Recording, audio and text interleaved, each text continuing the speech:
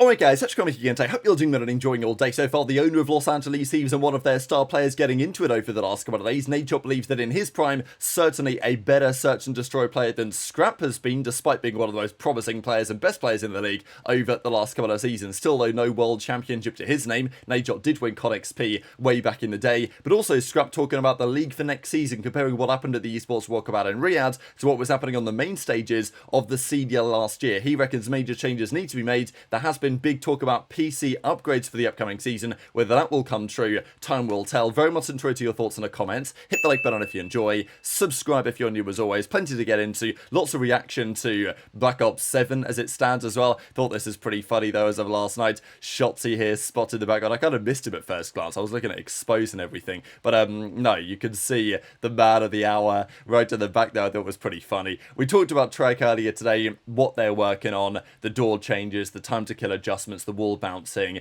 the skill-based matchmaking. It seems like they're trying to make this game good for competitive.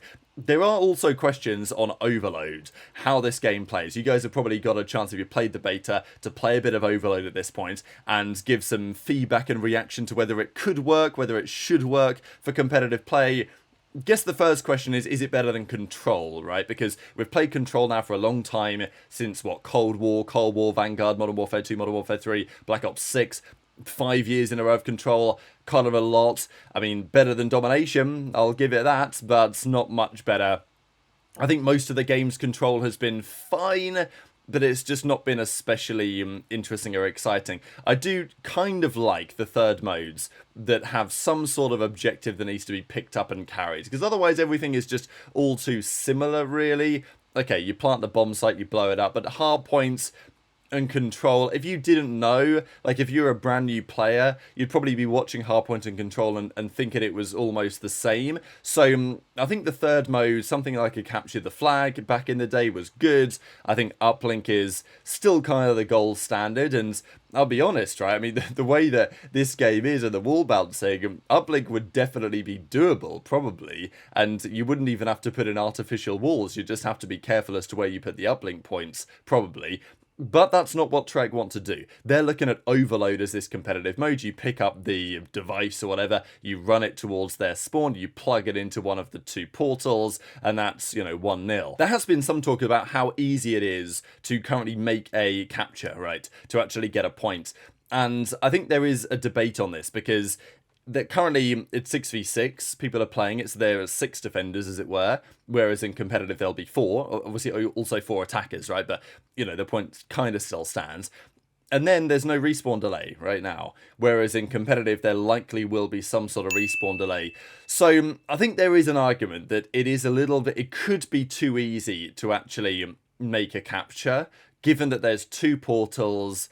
If there was only 1, then it would be far more challenging. I kind of like having 2, but I think there's got to be some talk about how it goes. Maybe the respawn delay can be eliminated entirely for, for this game mode, which it would in competitive, which would give the defenders time to spawn up more quickly, which would be interesting. It's usually third modes have a respawn delay, but maybe Overload just plays really fast-paced. It's something to think about, and tweet your thoughts in the comments below. As always, there's been some talk about the aim assist as well, how strong or weak it is. Certain games have had, as we know, stronger or weaker aim assist. People always talk about the dynamic aim rotation settings and all of this, and whether that's contributed over the last few years. What we do know is in a game back in the day like Infinite Warfare, aim assist was relatively weak. In some of the more recent titles, it's been rather stronger. Nero says he doesn't really feel like he's getting much, but, he says, well, anyway, there's some discussion on whether he can shoot straight or not, whether skill-based matchmaking is where it should be, but also whether the aim assist is as well. And it's the same story here with Zinni. Look at this gunfight he finds himself in. Well, it's kind of not really, it's not totally his fault, to be fair, this one. But he manages to run out of bullets. He thinks he's got the kill. He tries to throw a tactical, but he's got none. And then by the time he picks it up again with the hip fire, he ends up getting gunned. So unfortunately got cooked a little bit right there. But But this is what I wanted to get into with regard to Scrap. So we talked about a few things on Black Ops 7, especially on the doors. We know that they made some updates to the doors and have opened some of them permanently. They've taken some of the other changes to make sure that they open when you're further away in terms of proximity. They open for a little bit longer while you're going through them and stuff like this. So some changes that Treyarch are making with respect to the feedback of the community. Scrap says, look, if there are going to be doors, automatic is okay. I think there's a bit of nuance there, whether they're transparent or not, I've discussed over the last couple of days. That's what Scrap had to say on that. The other main thing, though, that I wanted to share, apart from the Nadeshot thing, was about this. So the other day, when the Thieves guys officially confirmed their roster, they sat down for the first time and they talked about all sorts of stuff. But they did talk especially about the equipment. Now, of course, the pro players are always going to want the very best equipment possible, the very best GPUs, all the brand new stuff, the very best graphics cards and CPUs, whatever, right? Like, all the equipment, they want the best monitors, and for good reason, because they don't want to feel like they're at any sort of disadvantage. They can play the game totally. Now, look, if you're playing on a monitor which is like 1000 hertz, then good luck seeing any benefit from that because your PC is not producing that many frames, right? So I think that's the first thing. Now, to be fair, even if your PC isn't producing that many frames, a higher hertz monitor can still marginally feel better. Even if it's like, you know, people say, oh, the eye can only see 40 hertz, so anything more than that is irrelevant. That isn't true. Like, you know, you can definitely feel a difference in monitors. You go from 60 hertz to 144 to 240, stuff like this. Anything too much more than that is going to be diminishing returns in terms of monitor quality, but also the PCs are a big talk as well. Everyone knows that in the CDL, they've been using some pretty old, I think they're like Alienware PCs, but they've been using these since like the Overwatch League, before the CDL even existed, right? And there's been lots of talk now from the players for a long time to be like, guys, when are we getting better equipment, right? Because this isn't good enough. They're at home, they're streaming on their mega PCs with 400-500 frames, and then they go and play a league match and they're stuttering and getting 130 FPS or something. I don't know. It's probably not that bad. But that's been the big talk from the players in the CDL over the last few years. And that's what Scrap notices, is that they turn up to the World Cup where they do have the best stuff, which isn't a CDL run events. Of course, it's on COD, but it's 2 weeks after Champs. They're turning up to the World Cup, and they're realizing, hang on a second, we're playing a different game here because they've got the best stuff and the CDL doesn't. Mad fun. I like it. I just think they need to adjust the TTK. Maybe make it like if you hit 4 headshots, it's a 4-bullet kill. I wouldn't mind if it was like a 5-bullet for every other gun. I just think with how fast the gun shoots, they need to up it a little bit. But I think everything else, like the maps are like this map I think is good. This map that we're loading into right now. The other maps I think are pretty dog shit, but I mean that's fine. It's a beta, so I can't really talk about the maps. There's still a lot of maps to come out and to try. So fix doors, keep them open.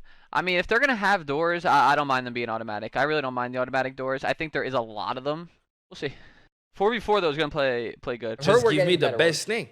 Listen, we just need whatever is in new shit. Yeah, we definitely should just be on the best shit. I don't know why we're not, but we are. But so that's just it. But the case needs to change, bro. The case, this the thing white thing. It's got no airflow. This shit is just like trapped inside. Yeah, you can't even open it. Bro, Paco couldn't get on the game for no bullshit 6 months. Dude. Yeah, no, but that's my. I think that's my account. Has to be my account. Okay, bro. I'm changing PCs, bro. I don't want to talk about those. My PC was literally, bro. My PC was literally falling apart. I swear, I knew it was. And then Caesar joined the team for me, and then he started texting me like, "Yo, this shit. Like, what's up with the PC? What you do to it?" I'm like, "Bro, listen, just lock in. Good luck." I think they were just trying to like get it past a year because they knew we were upgrading this year. I mean, bro, is it like a professional league? Like we should, like you said, we should be on the best, like the best stuff. It's not that. It's really not that. I go to EWC. That shit is insane. I'm on 980 hertz. 980 hertz. Oh, yo, hey, listen, I was arguing with Scrap in his chat. I want your guys' perspective, bro, because I've watched Scrap play S&D tourneys. I've watched him do it all. And I'm not talking about talent right now, so I want you guys to independently think about this with the right context, all right?